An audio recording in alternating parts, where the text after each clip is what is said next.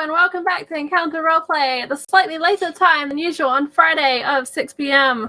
Welcome. We are on our last week of Warhammer 4E by Cubicle 7. We have our wonderful, amazing special guest, Jim Davis, my DM on Warhammer here on Wednesdays. And last week, for those who don't know, we made a witch. And yes, did you have fun, Jim? Did you have a good time with us? I did. It was both instructive for me. I learned by doing, right? Like I can read a rule book 2 or 3 times. It just but actually doing it is where I really learned. So I had a great time. I loved the fact that the dice were rolling hot for me. So there you go. And for our dice last week, we did use Fantasy Grounds, which is our virtual tabletop of choice here on Encounter Roleplay. Also, mega shout out to Tabletop Loot, who sponsor the dice giveaways and also just sell amazing dice that you should go and check out. And finally, shout out to Wayland Games for all of your tabletop needs, such as minis, which I'm told are really good for Warhammer. I am told there's a lot of these things, and they are pretty beastie looking. I think there's an up to 20% discount on the Wayland Games stuff, so go check that out. It helps if I know what the command is for chat. There we go. I got it. I'm pro Strimstrams. So, Jem, how was your week been? Before we dive into the madness that we've got to get through today, been a good week? Oh yes, it's been a good week. Yeah, it's been a great week for role playing, both on the Warhammer game that we play on Wednesdays, and then my Thursday night D&D game. Lots of shenanigans. By hook or by crook, I will have an orgy in a game that I run that does not get disrupted by magic. So that's all I'm saying. My players we were trying getting in the way. We were trying real hard on Wednesday. Yes, that's true. But no spoilers. That is I've been told no spoilers today because we have people in chat who haven't caught up yet. You should check it out, though. It is on YouTube right now. Yep. Yeah. So go check it out. So last week, following our session where we made our random roll-up witch, we did have a few questions about how skills and things worked, and we didn't cover spells. So I thought before we got into our orc building, which is going to be the main feature today, I thought we'd just quickly touch on spells and how that which one is for the spells. Oh yes, for Yoma.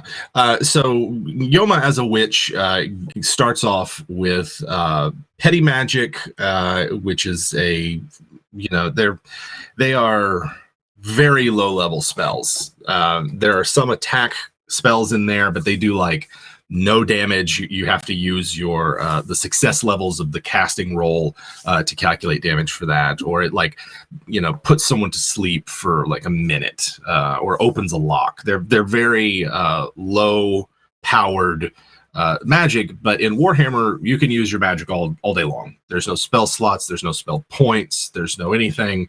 You really just tempt fate by rolling on the casting mishap table whenever you roll, and you do have to get above a certain score on your casting roll.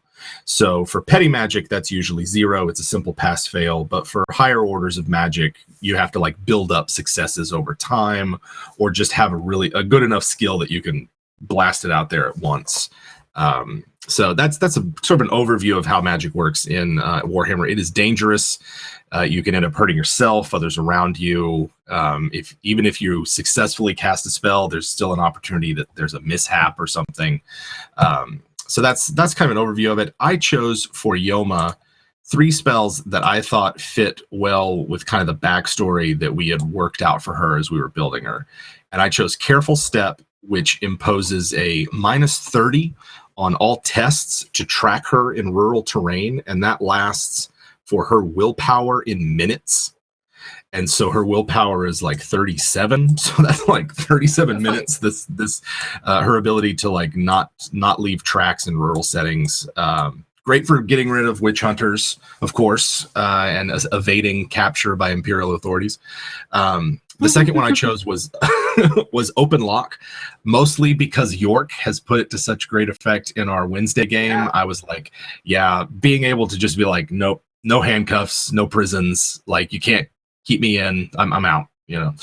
Kind of the D&D equivalent of the knock spell, right? It's just Anything on demand. Yeah. So it's like, good luck keeping me imprisoned. And then the third one that I chose was sleep, which if you use it on a creature that's already prone, it renders them unconscious for my willpower bonus in rounds. So in this case, 3 rounds of combat. And then if it doesn't, they fall prone, but as soon as they fall, they wake up. So even if you use it in combat, it's less of like a sleep spell and more of like a knock you on your butt spell, because they're going to wake up as soon as they hit the ground. But I kind of envision it as feeling when you go to sleep and you're like, oh, right, cool like, oh my God. So those are the 3. I probably would pick Drain, which is a spell that does like some damage and then heals me a wound for another petty magic spell. But I am at a point where if I was going to advance, learning new petty magic would be very expensive for me because I'm already at my limit for the ones that I could buy cheaply. So it's a nice 3 little spells plus the skills I have. Good start to a chaos sorcerer, I think. Yeah, I think so. Anything to evade the witch hunters is always a good thing, especially if the witch hunters are anything like Matthias and Yidris and Nora, who pretty doggedly will hunt you down. Yeah. So that's always in the back of my mind when you're playing a criminal and heretic. So anyone who is interested, Yoma/Salandras, which is her official witchy name, yes, will be on the Encounter Roleplay website for you guys. I'm going to do it later. I'm going to post all the information that we share about the orc as well. So that'll be all there for you to have a read. And if you want to use it, I'm sure Jim won't begrudge Yoma being brought to life at any table. Not at all. Feel free to use as much as you like. So yeah, but I have spent most of the last week, my free time has been spent on this quick start rules for making an orc. And I resisted the urge to go off the deep end and make my own careers and talents and the like. Because what I wanted to do is sort of show everyone that you can make more than just the 4 species that they have in there, right? Or 5 rather. You can make pretty much whatever you want just with the existing talents, skills, and careers if you squint and change things up a little. So today, really what we're going to be doing is reskinning more than homebrewing. We're pretty much using what is there in that core book already set up for you and just moving a few things around and just reflavoring. Right? Pretty much, yeah. Yeah, it's right, my Jim? favorite That's way what of it's my favorite way to homebrew because it's minimal effort. So there you go. And if you do have any questions, just post them in chat. I'll keep my eye out for them and I'll do my best to make sure you get an answer. We are talking about Warhammer 4E, the fantasy game by Cubicle 7. For everyone who is just joining us, thank you so much. Welcome Friday. So, Orc. Let's talk a bit about what an Orc is in Warhammer. Because it's a bit different from what an Orc is in D&D to some degree. Yeah, I'd say that their closest D&D equivalent would be like an Ogrillion or a half ogre or something. They are much beefier, brawnier, tougher than your run-of-the-mill orcs in that you find in, like, say, D&D or something like that. So in Warhammer, orcs, or as they're known in setting, greenskins, are part fungal, part animal. So they're this weird amalgamation. There's a reason their blood is green. There's a reason their skin is green. And it accounts, at least in the fiction of the game world, for some of their toughness because they're partially plant-based and so don't have as many nerve endings and pain receptors and things like that. I had a nasty little rumor that they were mushrooms. Is that true? In some versions of Warhammer, they spread by spores, and so once on a world or planet, they infest it basically. My lore is all mixed up with the 40K and previous versions of Warhammer, so that's sort of my understanding of them. I'm not sure where they are in the current canon. But they just are different. I think they're probably more akin to Warcraft orcs, which is obvious if you know the history of Warcraft and Warhammer and how this sort of came about. But they're just big and beefy and love to fight. And I look at them as sort of like not like the evil like servants of a wicked warlord or something, but just sort of hooligans with big choppas and axes. And you know, they're not evil so much as they love to fight, and it's hard to hurt them. So you know, when you combine those two together, take the risk a bit further. They can take the risk a bit further, and very often do. They're just thrill seekers at the end of the day. At the end of the day, sure, and we shouldn't shun them, you know. So that's kind of an overview of the main differences, I think, between Warhammer orcs and more traditional fantasy orcs, though. In answer to Lord, I think it's Kumas's question, I'm sorry, the font is really tiny on my screen. Chaos Warriors are currently not available to play in the core base book. You only have the 5 races, the humans, dwarves, halflings, and the 2 elf species, the high elf and the wood elf. I do think Cubicle 7 have some expansions in the work. But that's why today we wanted to talk about how you could do it without an expansion, how you could play a Chaos campaign or an Orc-based campaign without having to buy another expansion necessarily, or just to fill that gap until you get the new expansions. Right. Yeah, I would say, you know, just looking at the question right there, there's not official Chaos Warrior, but there are warriors, there are mutations, there are magic and the like that you could use to mix and match to make something approximating a Chaos Warrior. Certainly. Which is exactly what we did with the orcs. So how should we start? I think much like the normal characters, they have the same base 10 characteristics. So strength, weapon skill, ballistic skill, strength, toughness, initiative, intelligence, willpower. There's more. I've already lost track of how many there are. Agility, dexterity, and fellowship. Almost, you were on the right track. Yeah, they have the same characteristics, and that's where I started from. I went and looked in the bestiary and sort of read up on the entry there. How are the orcs presented as enemies to the players? They are quite formidable. They can reattach limbs that have been lopped off. It takes a lot to kill them, and they are just brutish, killing machines. And so that was just really where I had my head at as I was looking at the attributes and the species skills and talents, and then what careers they should have access to. When I was coming up with these rules, was just, does this say orc? Is this something that it's not a one-to-one translation of what's in the bestiary, but it'll still get you to the feel of it. Yeah. Definitely. So looking at this core table, did you go along the lines of a human where everything was 2d10 plus 20, or did you go more with the other races where it's a mix? And if so, what did you think of as a change? So I definitely went with a mix. I mean, everything starts with 2d10 plus something. So I went with, weapon skill is going to be pretty high. 2d10 plus 30. That's, gives the option for a starting orc to be significantly more adept at fighting than, say, a human would be. And I think that reflects sort of the orc's background of constant brawls and fighting and the like. Ballistic skill, 2d10 plus 20.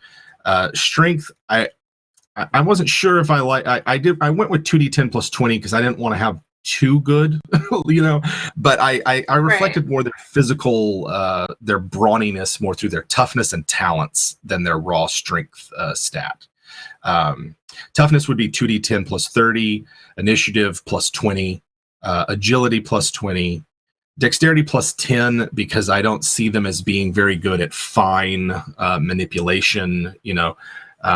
Dexterity is like, it isn't the sort of like gymnast's grace or something like that. It's more how easy is it for you to pick a lock. It's sort of like manual dexterity. And then intelligence, as orcs are notoriously dim-witted, is plus 10.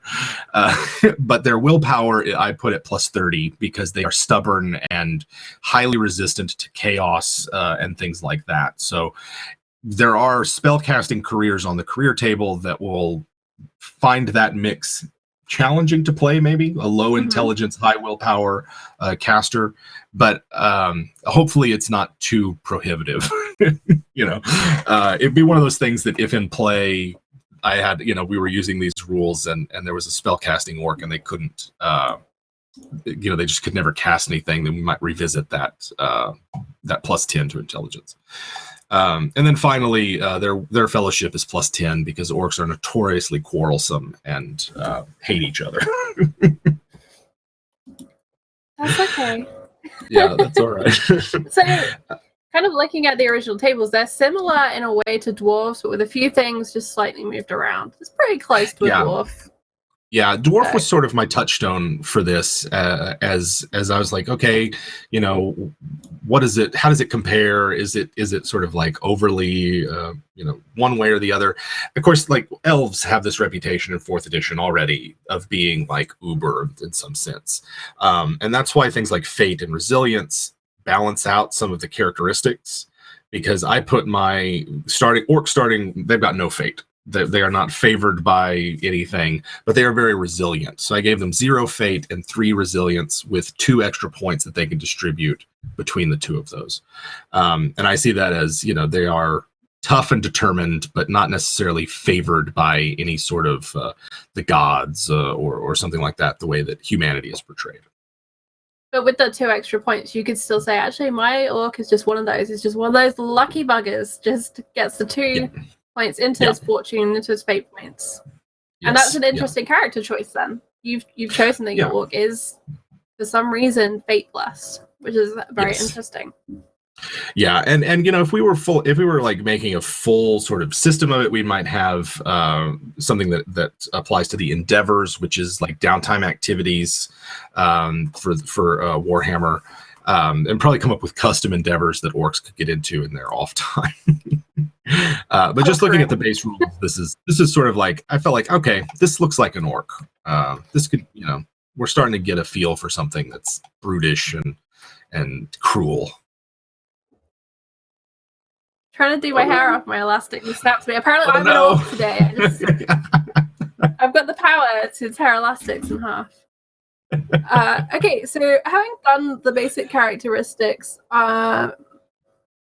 what's the next step in your building? Did you go to the talents and skills next? Yeah, I went with the talents and skills just because they proved actually be the most challenging of all of this, because there was nothing that's necessarily like screamed orc. Like I had sort of figured out the skills at least that really define them within like 5 skills, and then I was like, well, most of the species in the core book have 12 skills that they can choose from, and these are the ones where you pick 3 of them to get 5 advances and then 3 of them to get 3 advances.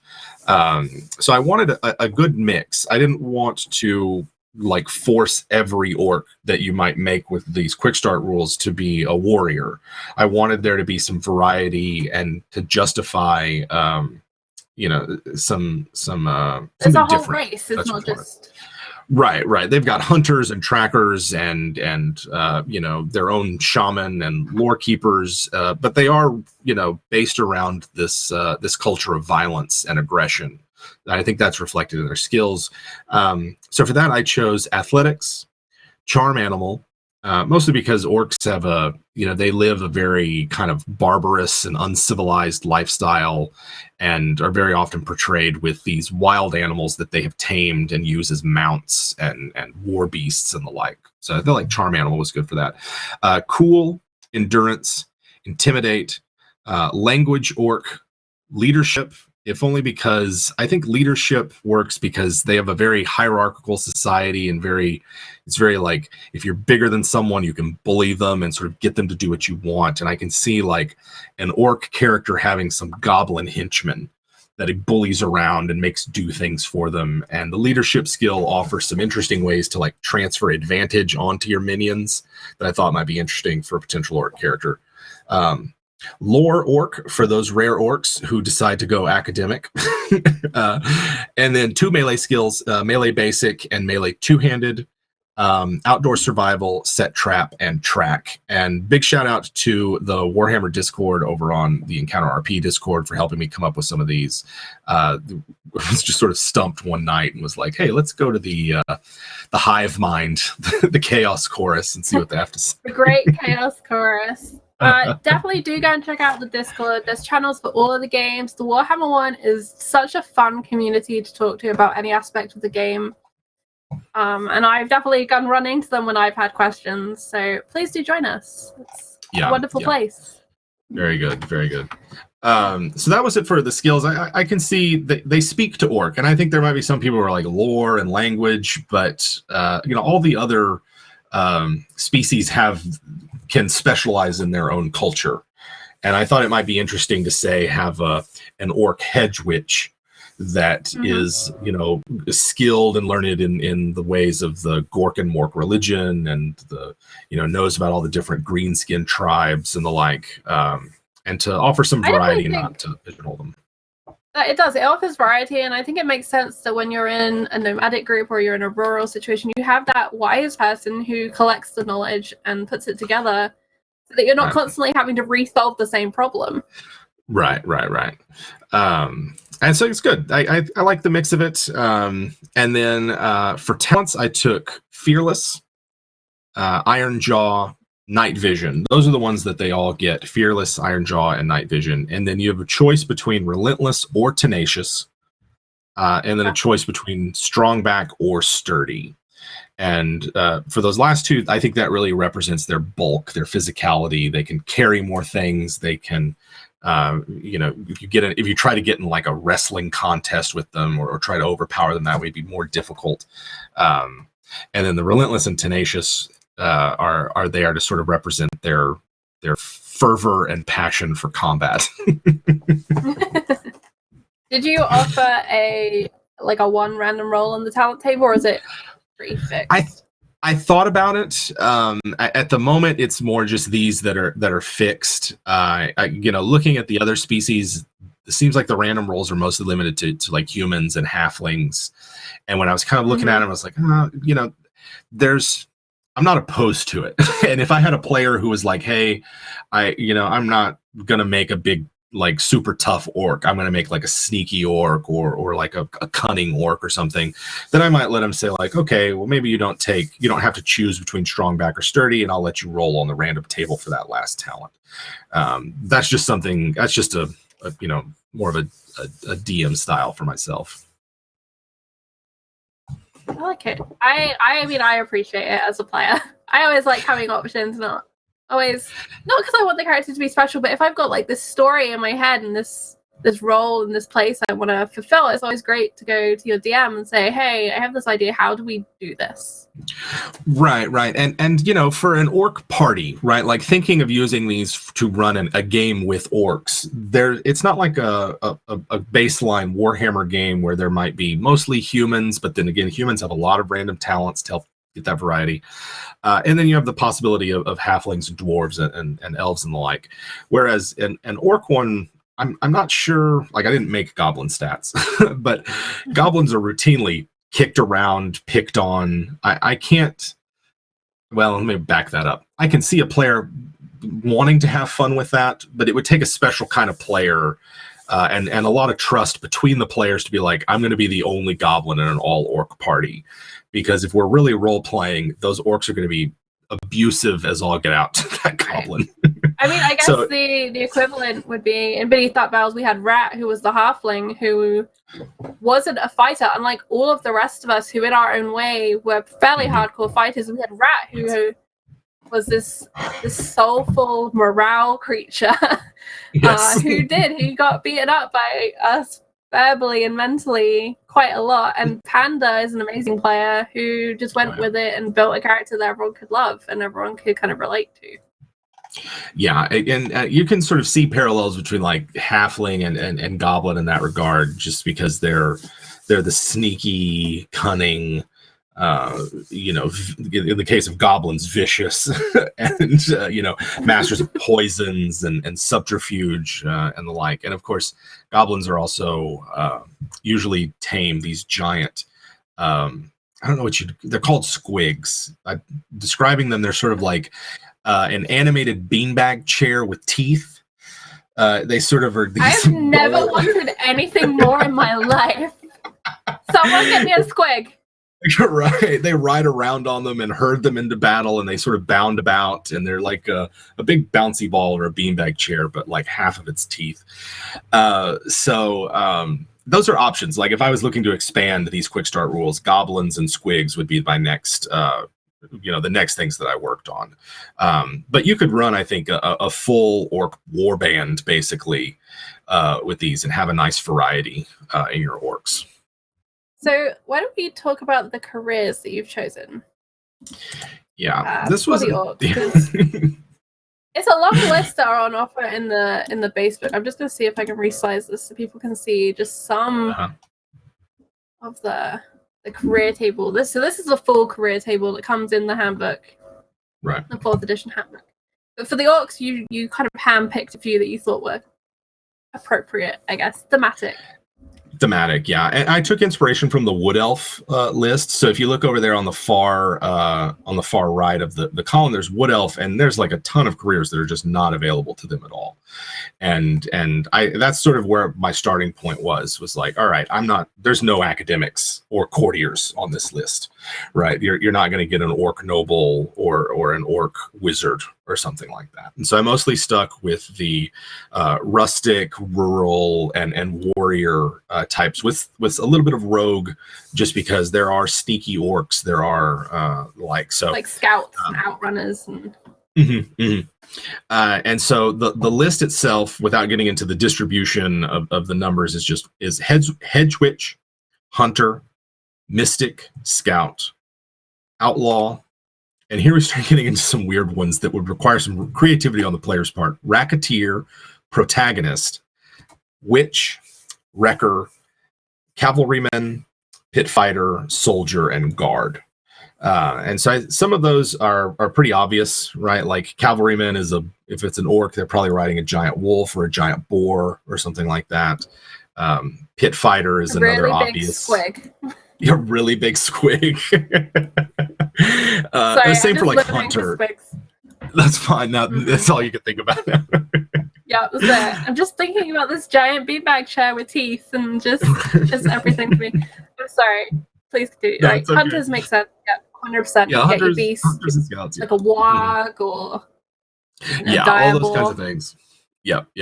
But things like outlaw, right? Like you can imagine that I was less looking at like the story of those careers and more like the skills and talents available to them. And you could still have like an orc that's been sort of shunned by the tribe and lives sort of by themselves and has to make way on their own.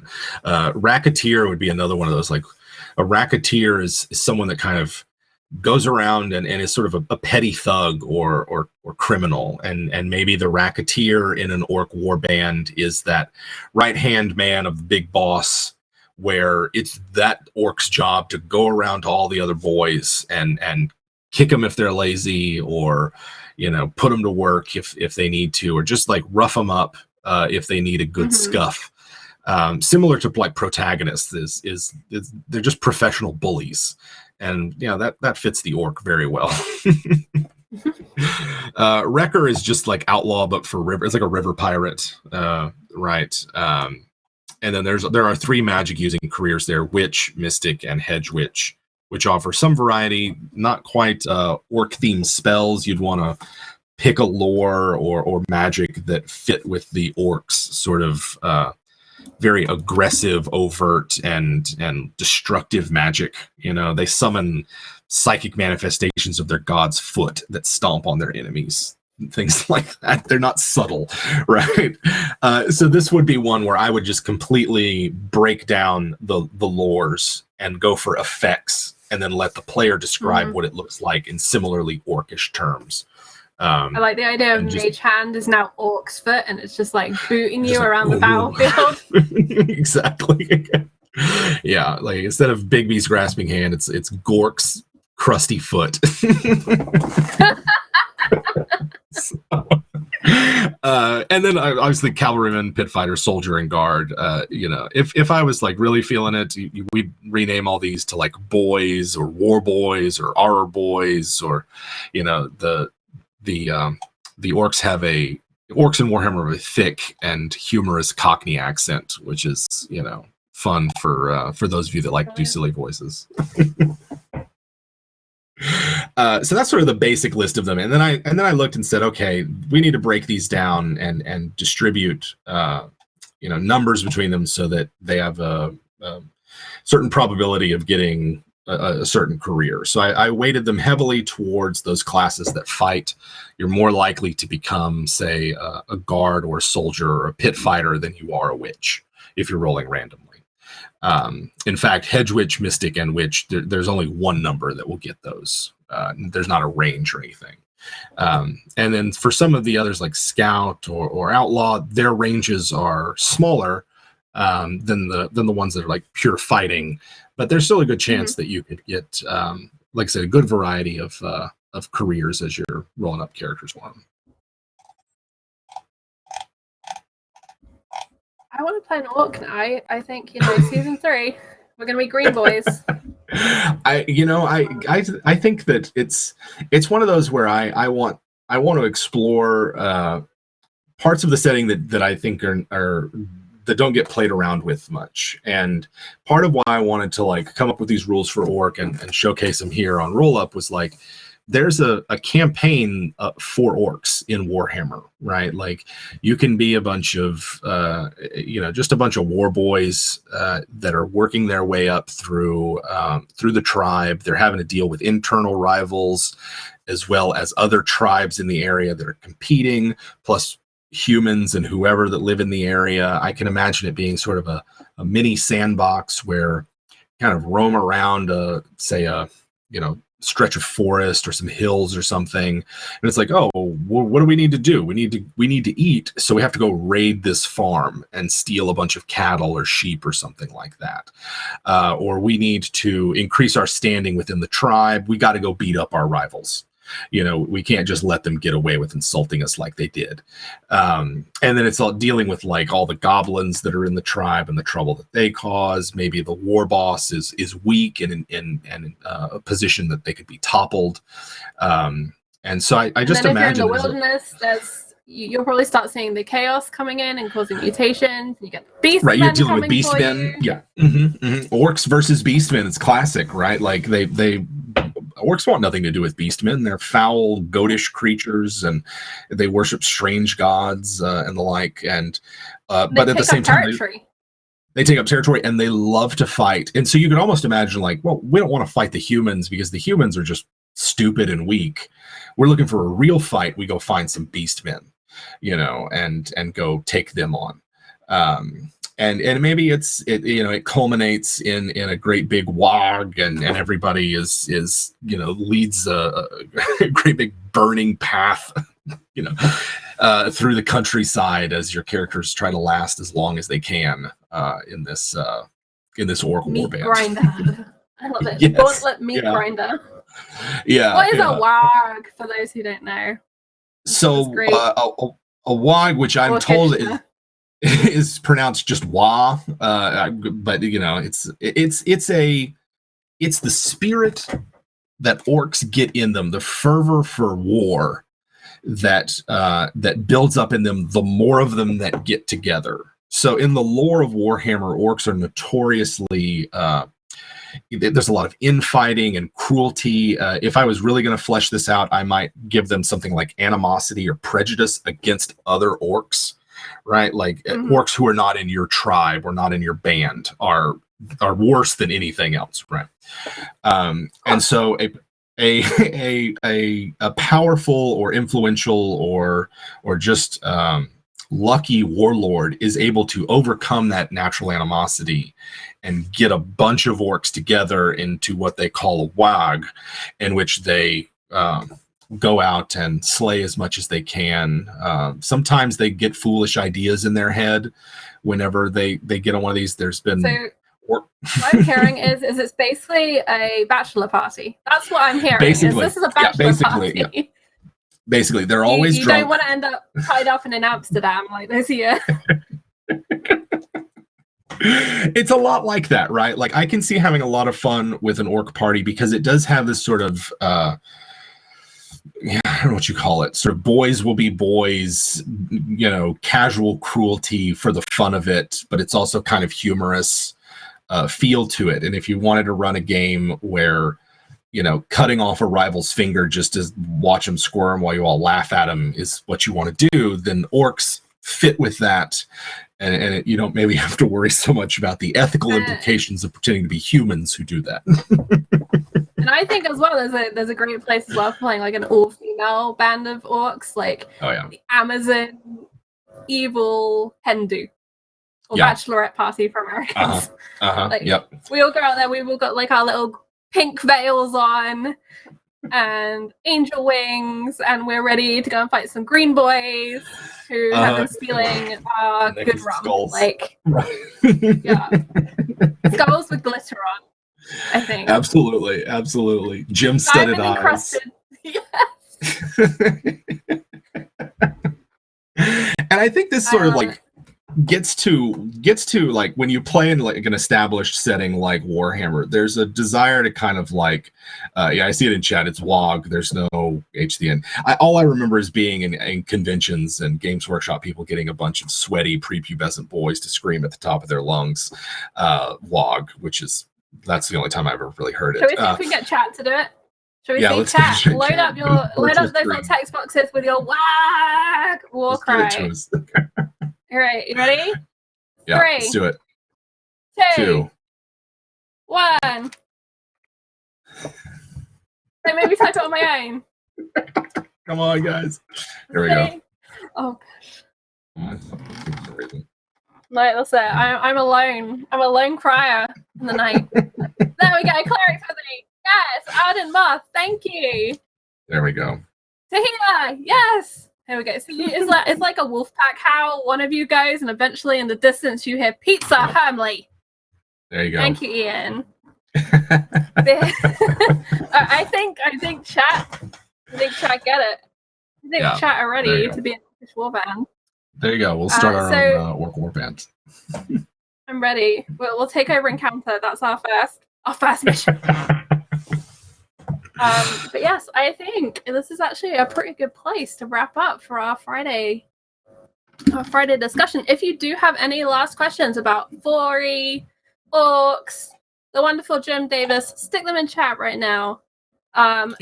This is the end of our Warhammer, our little 3 weeks together, Jim. I know, right? We'll just have to make do with Wednesdays. Such a hardship. I know. But I've who doesn't enjoyed it. What's that? Yeah, this has been so much fun. I was gonna say, for anyone who doesn't know, Wednesdays we play Warhammer Fantasy RPG Counter Roleplay at 4 p.m. Eastern, 9 p.m. UK. And we're playing The Great Conspiracy. We're in Middenheim. We're a group of ne'er-do-wells and rogues and more ne'er-do-wells. And there is a great bourgeoisie plot playing out. Some sort of sinister... It's a very different adventure from our first campaign, which you can find all of on YouTube, which was Beneath Our Bells, where we were in Talabek land hunting witches as witch hunters. So if you've never seen any of this stuff and you want to see us in action, go and check those out, because I have a lot of fun. And I can't thank Jim enough for introducing me to this world, holding my hand as I cried because I didn't know what I was doing, and sharing these 3 weeks with me, building a new character, which will be up on the Encounter Roleplay website, along with all of the information on how Jim suggests you could build an orc. Yeah, that's where it'll be. I mean, I'm happy to stick around for a couple more minutes and answer questions, but also it's been great to just like hang out. And I love the format of this of roll up, because it's like there's so many games that are out and so many new games or updates of games, and it's good to just have them sort of talked through, because otherwise it can be a little overwhelming.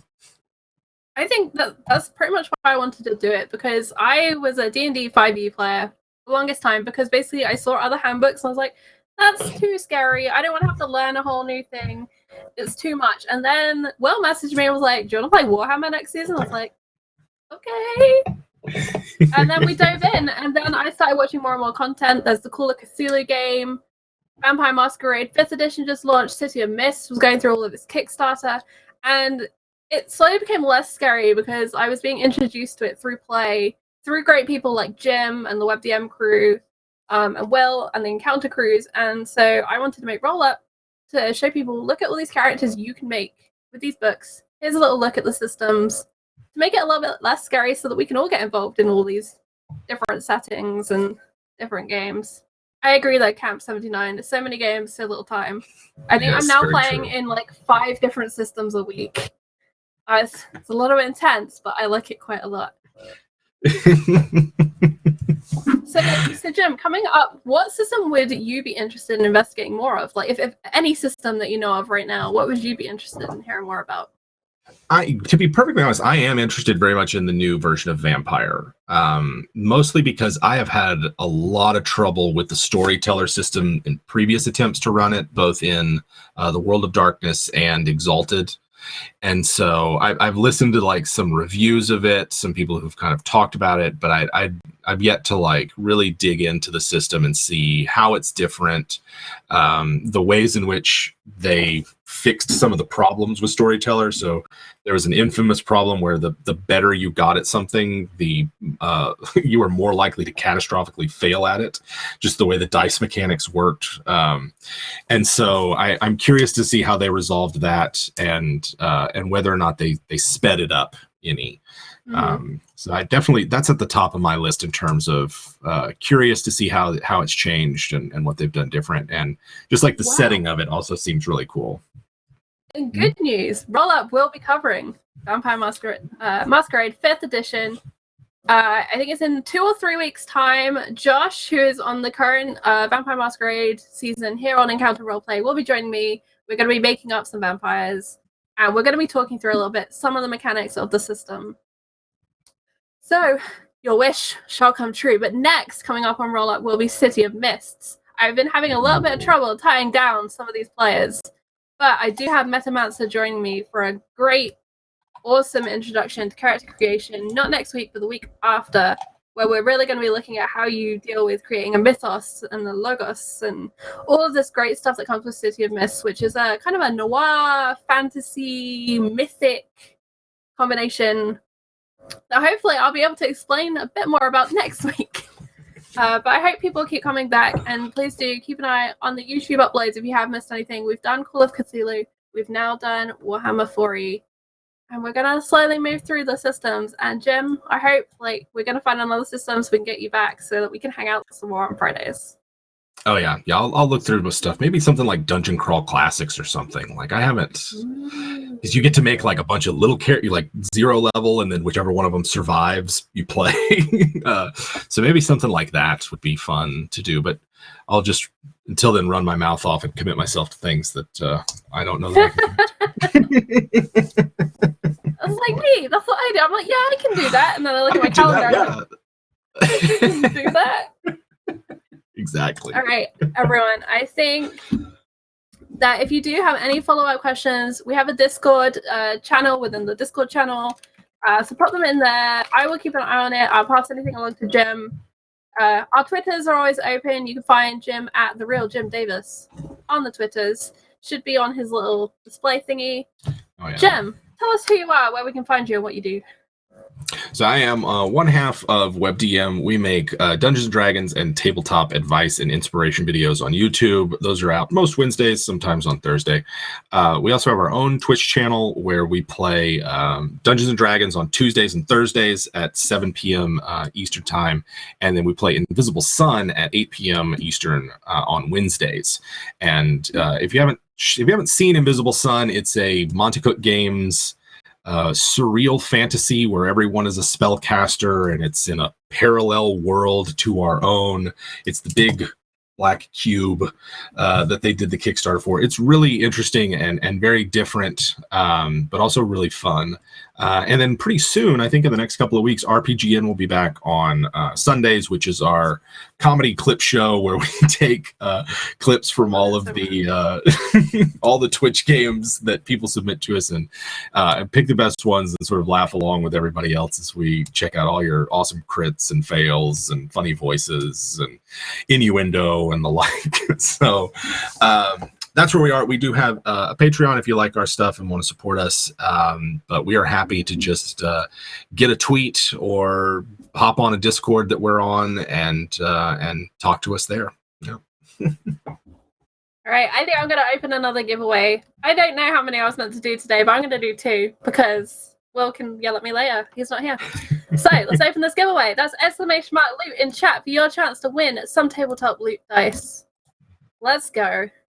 It's Friday. It's the weekend. Let's give away more dice. I'm never going to be allowed to be alone with the stream again. You're like, what did you do? We'll be like, how much? All right. Let's Can't be trusted. So, yeah, we do this every week. So keep coming back for more chances to keep winning dice. It's a great system. 45 minutes on a Friday. Normal time next week of 5 p.m. EST. Keep an eye out for the tweets. And the retweets because it makes me feel good that you guys like the show. Not gonna lie, makes me feel real good when people tell me they enjoy what I'm doing. Because it's my little baby. Alright, so !loot. Jim, are you playing anything this weekend? What are you up to? What am I up to? I am trying to get together with my IRL group who we have not met since last Halloween. Just because adulting and all that business. So we are trying to get together with them. We've got some new players. Someone else has volunteered to DM, which I'm like, yes, I will always play if someone else volunteers to DM. And so that's what I hope will happen this weekend, assuming I don't get hit by the sickness. So there's always that. Yeah, there's a plague going around there. I hope everyone who is out in this dodgy, changeable weather is staying safe. Got the soup stocked up, got the things that make you feel good, getting chances to play games, whether that's online or in real life with people. And I hope everyone is going to have a great weekend. We have about 20 seconds left on this giveaway, so I'm just going to let this tick down. Is anyone in chat playing this weekend? What are you playing? What are you looking forward to next week? Let me know. If you're interested in what I'm up to on Monday, I am on Scrassicus's channel, and Tuesday too. I play Call of Cthulhu. I actually am the DM, the keeper, the storyteller. I forget what the name of the title is in the system. Yeah, Jury? On Monday. Yes, that is the name of my little brainchild, my little macabre, horrific brainchild. And Tuesdays I play D&D, and then Wednesdays is Warhammer with Jim, which is just, it honestly is the highlight of my year, and it's meant so much to me. So thank you so much, Jim, for all of your hard work. It's been fun playing with you, Charlie. And then I think Thursday I'm starting Monster Hearts 2, and then Friday is Roll Up, and then Invisible Sun, right? That's next week? I think so. Yeah, I think fourth game of that. Yeah, it's like the fourth game that Grant started up. But, yeah. It's really cool. All right, what are you let's making? pick a winner. I have made an empathetic weaver that talks with spirits or something.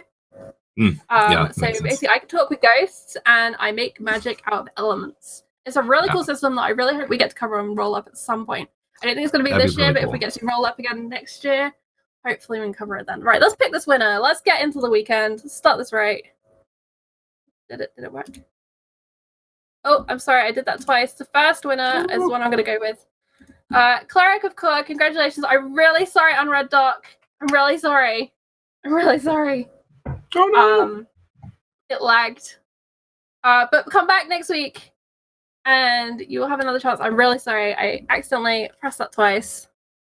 But I will get shouted out if I give away even more dice because I'm already giving away more than I should. But thank you all so much for being here. Please come back next week for the chance to win and just the chance to see new systems and roll some dice. Be careful rolling those dice. Because if you roll too many nat ones, we'll miss it and we'll be sad. Because we want to be there laughing when you do. Good night, everyone. Have a wonderful weekend. Stay safe and take care. Good night.